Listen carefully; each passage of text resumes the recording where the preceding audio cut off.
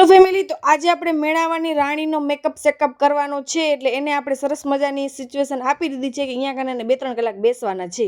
અને એને પણ આવો બધો બહુ શોખ છે રેડી બેડી થવાનો અને કરવાનો અને મોડલ બનવાનો અને ફોટોસ ક્લિક કરાવવાનો.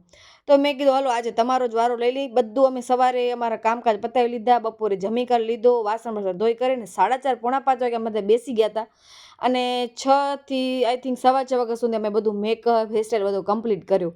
પહેલાં હું મેકઅપ બહુ ઓછો કરતી હતી, પણ હવે તો મારે કામ ચાલુ જ કરવાનું છે. ને જો 6 થી 7 વર્ષ પહેલાં મેં મેળાની રાણીને કેવો મેકઅપ કર્યો હતો ને હવે હું કેવો મેકઅપ કરું છું ને એ તમને આજના વિડીયોઝમાં જોવા મળશે.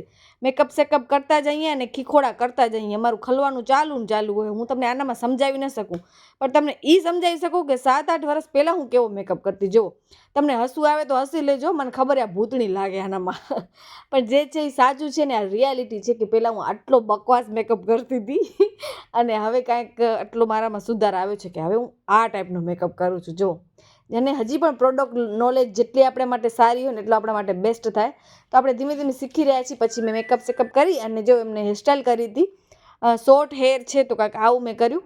અને પછી મેં એમાંથી બીજી હેરસ્ટાઈલ કરી, કેમ કે બધાને ઓપન હેર ન ગમે. તો આજનો લુક કેવો લાગો તો ને કમેન્ટ કરજો.